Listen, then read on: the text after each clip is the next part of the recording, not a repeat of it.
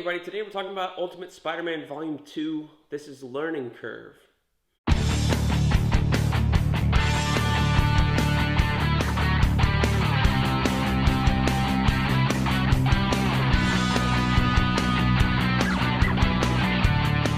Hey everybody, welcome back to BK's Bullets. As always, I'm your host, Brent, and today we're talking more Ultimate Spider-Man. This is Volume 2, Learning Curve.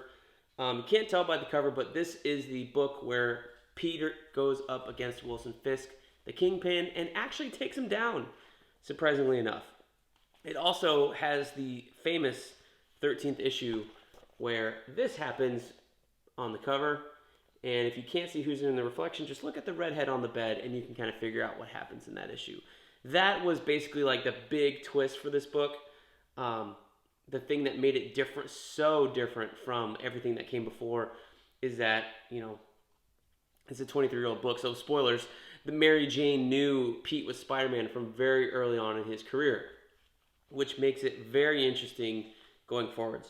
More characters find out, or they don't. I can't remember, but this was fun. This also has Electro in here, Ultimate Electro. I feel like this was one of his few appearances in here. He's just got like a little collar that in a lightning bolt and a shaved head with some like lightning things carved in his forehead. That's about it. So they're not really like updating a ton of the costumes yet. Wilson Fisk still is wearing white a lot. Still got his white suit, that kind of thing. He's not black in this one. That was the thing that the movie did, which that change I did like.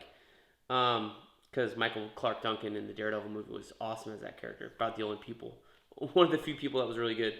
But anyway, yeah, this is a fun little thing. It's Pete stumbling into some trouble with some mob guys in an alley, fighting them, realizing like they got away without a hitch, finding out who they worked for, and it's the guy that killed Uncle Ben. It's kind of linked to this organization, so he feels a bit of a burden to take Wilson Fisk down or do something about Wilson Fisk, even though he has no actual responsibility for that, for Wilson Fisk.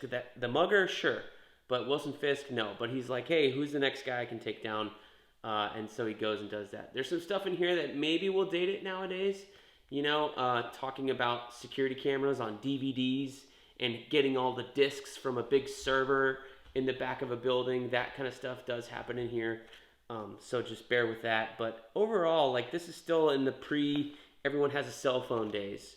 So there's no smartphone stuff, but it is still modern enough in terms of writing and storytelling that, I feel like you could read it no problem today. It's very cool. And in fact,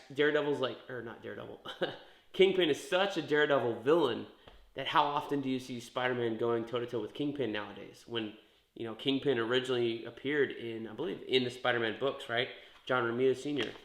Designed them. So, yeah, it's a fun book. And Peter and MJ, them getting to know each other, starting their relationship, that's fun. But also, you have this moment here. Wilson Fisk's got his hand on Spider-Man's mask. What's going on? You can only find out in here.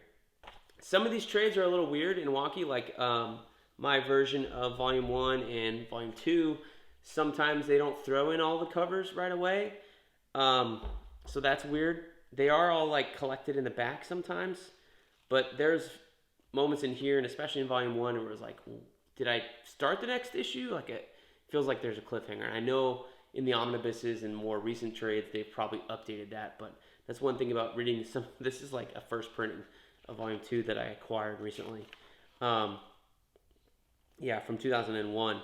So it's a little beat up, and it's the original version, I guess, of how they presented it. So yeah, they learned their lesson eventually and did put the covers on there. But even my Volume 3 doesn't have the issue number or the name of the storyline on the side the way that they did when they were printed. So that's a little unfortunate. But yeah. So these are all, I believe they're all Bagley covers. They're just colored differently than the inside of the book. They're not inked or anything like that. But I remember the Ultimate books had like hard cardstock covers. So they stood out on the shelves. They're very crisp. So you might find a lot of higher grade CGC books from the Ultimate line back in that day because of that, because there were those cardstock covers. But Volume 2 is fun. Not as good as the first one, but there's some fun moments in here.